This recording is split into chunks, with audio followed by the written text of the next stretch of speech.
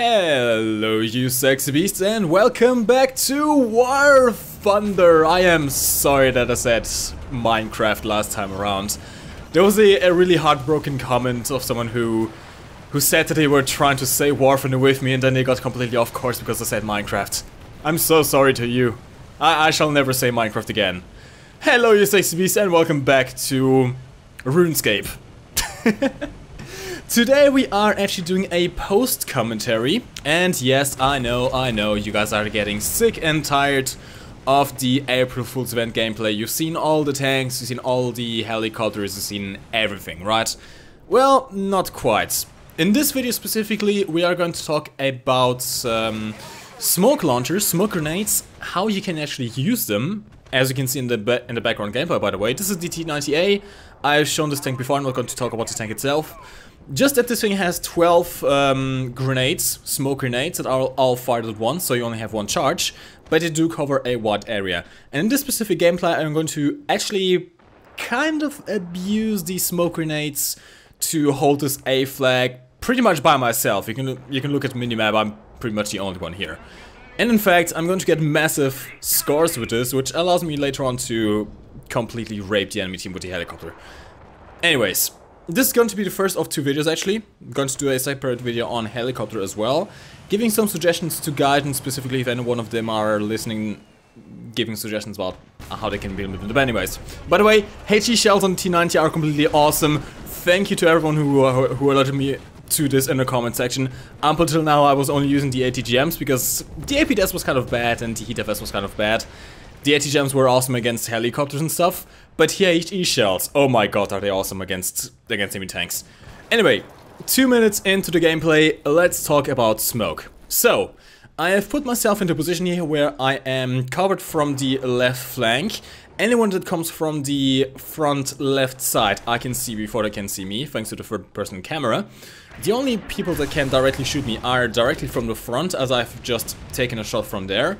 And, of course, if they flank all the way around, but I'm probably going to see them that way. Now, normally I would be very exposed in this position. Still, even using the cover from the left side, they can easily shoot me from the front, they can easily shoot me from the side, right? Well, not if I abuse the smoke system. See, in the T90, which I'm not sure if this happens in the Leopard as well, I think last time I tried, Leopard did not reload the smoke shells, but the T90 does actually reload smoke shells, which is indicated by the red ammo thing that you can see at the bottom. Every couple of seconds or so, you reload one of the smoke grenades and it's always on the same side, left side of the turret, same launcher every time. What this allows me to do is to essentially create a permanent wall of smoke in front of me that I can use to shield myself visually from the enemy, and it allows me to essentially be a predator. What I'm doing right here is, whilst I'm sitting in the capture zone, I'm reloading the smoke grenades. Whilst I'm also sitting in the capture zone, they cannot decap the flag from me. They have to destroy me if they want to decap the flag, even if I take damage. And, thanks to the smoke grenades, they have to come to me. In this case I didn't see the T90 before he saw me, but thankfully thanks to the smoke grenades he didn't have a clear shot. I simply shot through his turret. What the smoke allows you to do is simply create a barrier which forces the enemy to actually come towards you. And in a tank like the T90, this is exactly what you want. Force them to get closer, disable the ability to fire at you from far apart. Remember that it's much easier to spot a tank that's moving rather than a tank that's stationary, so chances are I am going to spot them way before they ever spot me. As we are actually going to see a little bit further on the gameplay, there were two leopards appearing on the right side, right over there where I'm pointing right now, that had no idea I was even here. Now, let's talk a little bit about how this could be implemented in game and if there are any fixes to do. And actually, I'm going to be needing your guys' opinion on this as well. I kind of want to open the discussion, essentially provide a platform for the community to speak their mind on this issue, or on this matter. Better said, it's not really an issue. And that's the T90 didn't even see me. And it's another T90 over there, it actually wasn't leopards, it was T90s, sorry. But neither of them saw me, HD shell one-shots them. Alright, anyways. This can be abused. What I'm doing right now is kind of an abuse. It's a smart game, if I do say so myself, if I can praise myself. But a single tank holding off a flag this effectively can be problematic. Now, of course, if the enemy had any kind of sense of awareness, they would have noticed that there was a tank in this position, given that they've gotten into the capture zone and they weren't decapping the flag. But this could be transferred into the real game as well. Now, the main reason that people want smoke launchers in the main game as well, for example, to cross wide open fields in their light tanks, is to mainly, I think the main reason that really everybody wants smoke now is due to the ATGMs, which, okay, they're not as bad anymore, they can actually be killed now, more or less. But there was a time where the ATGMs just completely broke tier 5, including for me. I just quit playing tier 5 tank RB because of ATGMs. And this is something that could have been fixed with smoke. I mean, the ATGM can't really kill you if they can't see you.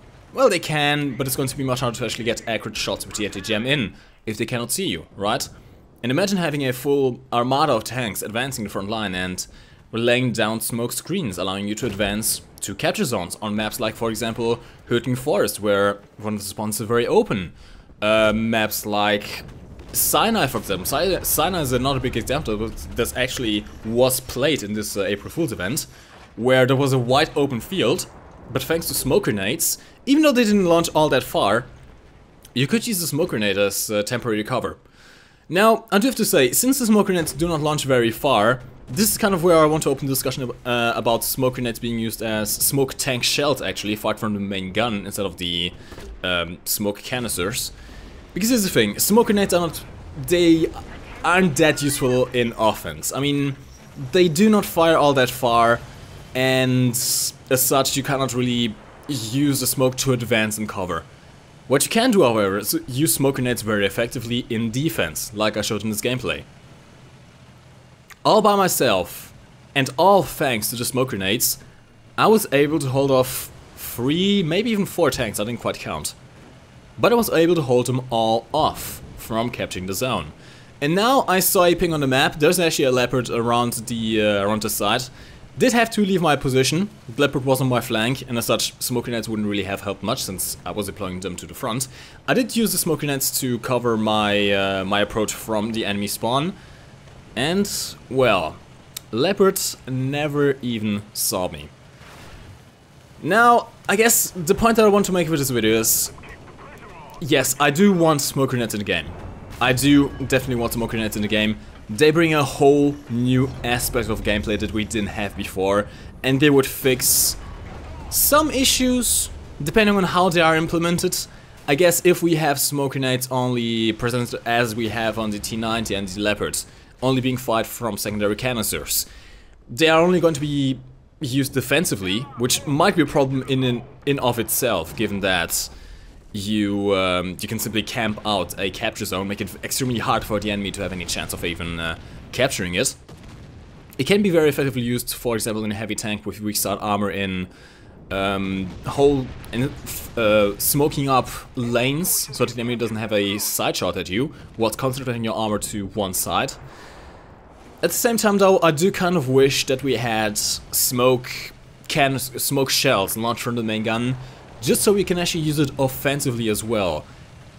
At least launch the smoke a little bit farther, so we have a smoke cover we can advance to, and not immediately, well, drive a couple meters forwards and be outside the smoke screen. So lads, I actually want your opinion on this. Tell me in the comment section down below. I know I've rambled a little bit about this. It's kind of hard to figure out everything you want for the game in a short, concise video. But you know my opinion on the smoke grenades now. You know what I personally would want to see implemented. And now what I want to know is what you think. Are you happy actually? Are you happy with the current implementation of smoke canisters in the April Fool's event? Do you want to see more, maybe adjusting the reload rate of the canisters, or even if they are reloaded at all in capture zones, maybe reloaded outside of capture zones, stuff like that? Let me know in the comment section down below. Anyways lads, this is going to be the end of the gameplay. The next video today is going to be about helicopters, which is slightly more hypothetical. I don't actually believe we are going to get helicopters in the game as it is, but you never know. Anyways, lads, if you enjoyed this video, leave it a like rating. If you're new around here, check out the channel before you subscribe. See the videos and judge for yourself what you want to see. And, well, I'll see you around. Anyways, lads, my name is MikeGoesBoom, and thank you for watching. Also, this video is over 10 minutes long. Mike is a sellout! You can lift your head up to the sky, take a deeper breath and give it time. You can walk the path among the lines with your shattered frame of mind. Instead you could always stay. We can wait right here and play until somehow you can find